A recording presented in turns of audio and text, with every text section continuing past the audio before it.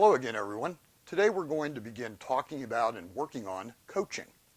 Coaching is an incredibly important leadership competency that leaders at all levels have to utilize and utilize effectively.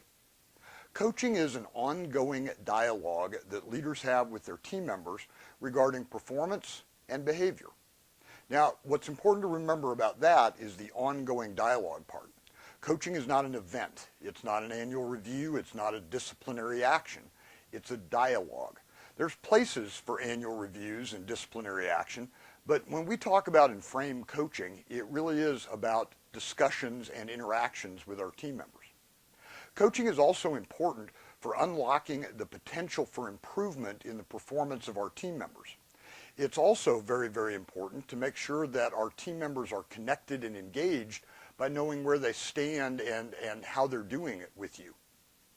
As we begin today, let's talk about some of the primary roles of coaching. The first role, the most prevalent and the most frequently used role, is that of positive feedback. That is the ultimate do well, hear well kind of phenomenon. That is, you'll hear more about that in coming sessions, but that's really framed around something called operant conditioning. And again, we'll talk about that in a little bit more detail coming up. The other major role of coaching, besides positive feedback, is corrective feedback. Corrective feedback is almost the antithesis of positive feedback. That's do poorly, hear poorly. Other roles to consider related to coaching are teaching. That is where you as the leader demonstrate to a team member how something should be done or how something should be performed. Little warning note about teaching.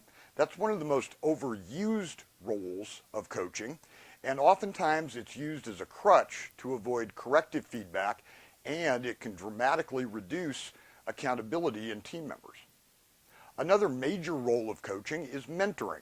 That is the building and development of your bench, the talent underneath you, and that too is an incredibly important role of coaching. Other roles to consider, and these are a little bit more minor, counseling, where you kind of put on a counselor's hat, I guess, if you will, and discuss items that are sometimes even outside the scope of the workplace and provide direction and referral and guidance to those team members when they need something and when they look to you for that kind of guidance. A cautionary note on that as well, that too can be sometimes overdone. Our job as leaders is to hold on to the fiduciary responsibility of the organization and not necessarily cure all the ills of our team members. Although counseling becomes valuable at times, I want to make sure that you don't cross into that too often. It's also important to note that not many of us, certainly me included, are not qualified to talk about some of the issues that team members bring to our attention. Another minor role of coaching, and hopefully it's one that you don't have to use extraordinarily often, is correct fit. That one is about you making sure that the team members that you have are the right people for the group, making sure that you are hiring right, recruiting right, selecting the right folks, taking your time in selecting the right folks.